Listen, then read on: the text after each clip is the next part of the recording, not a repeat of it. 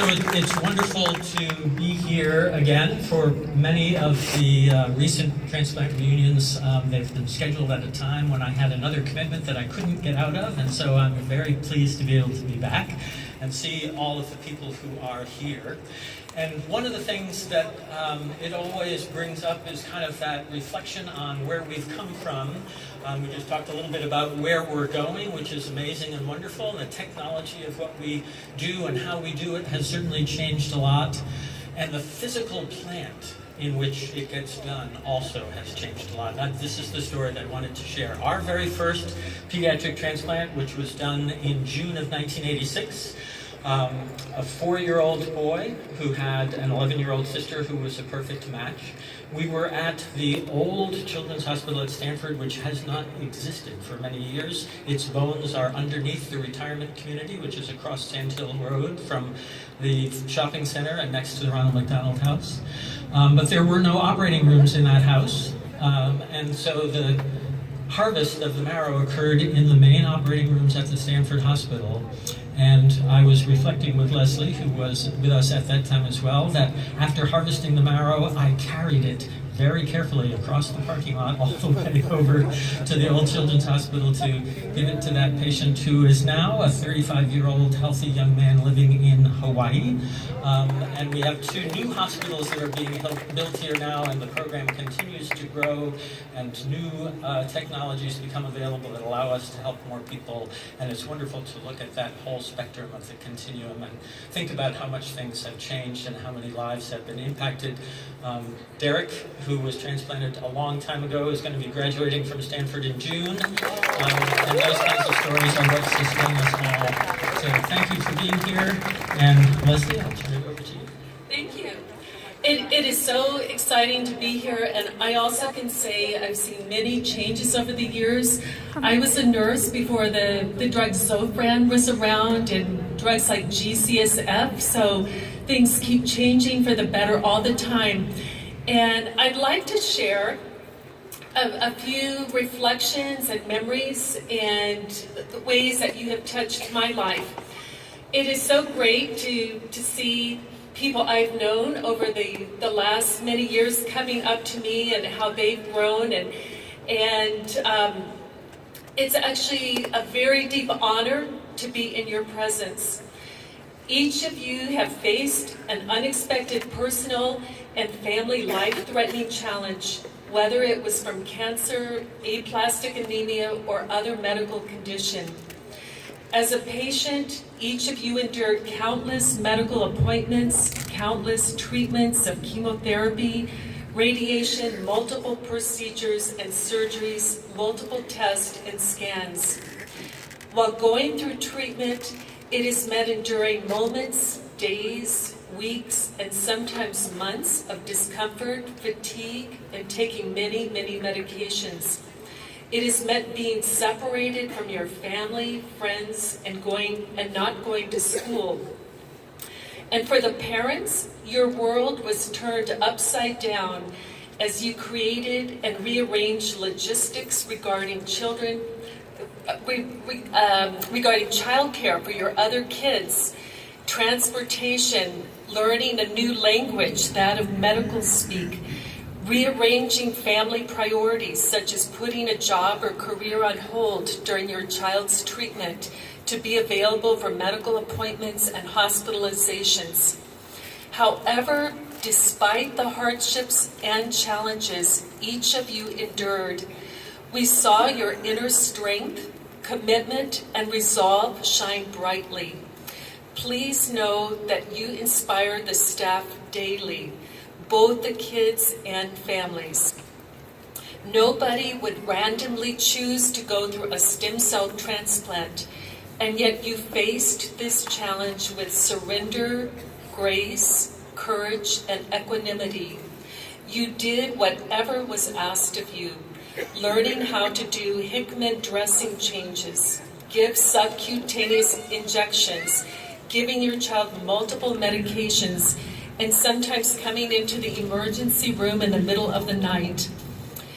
We have watched you embrace the preciousness of life, be amazed and in awe of the human body and the life-saving intervention of a stem cell transplant. You do not take life for granted, but instead see it as a precious gift. And with that awareness, priorities change of what's important and what's not important. Family, friends, and sharing time, creating memories together are what matter most.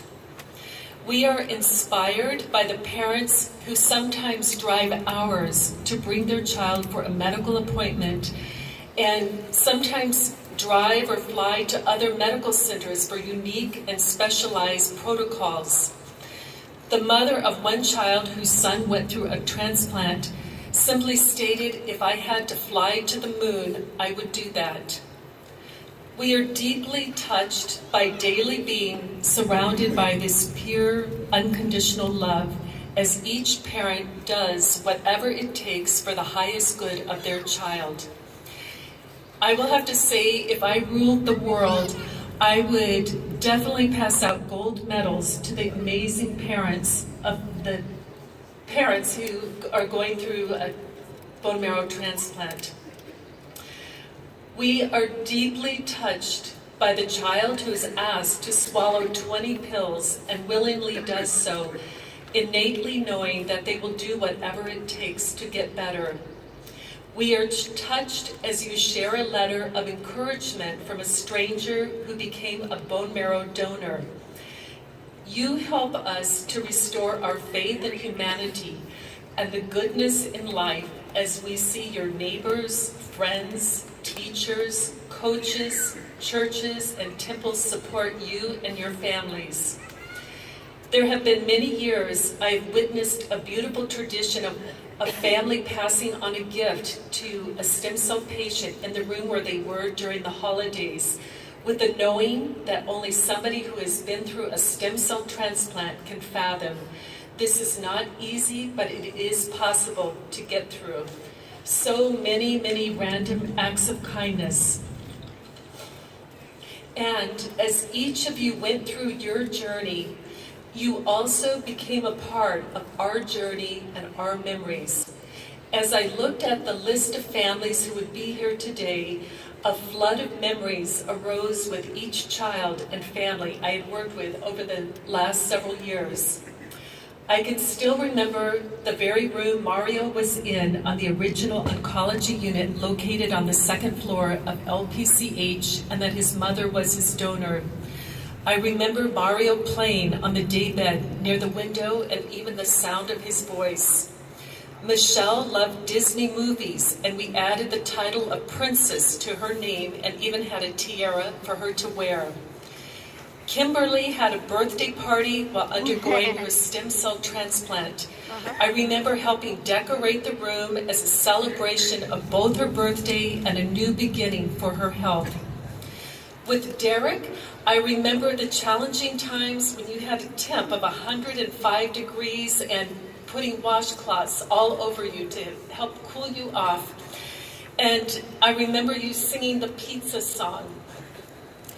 With Adriana, I remember your devoted family, lovingly attentive to you and how easy you made it for all the nurses to take care of you.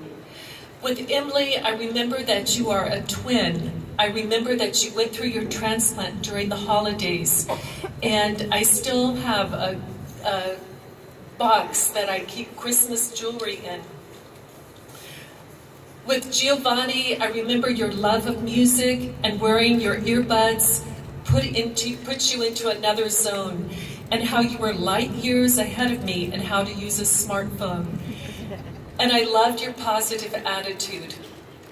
With Haley, I remember you sharing your winning special medals in the Special Olympics.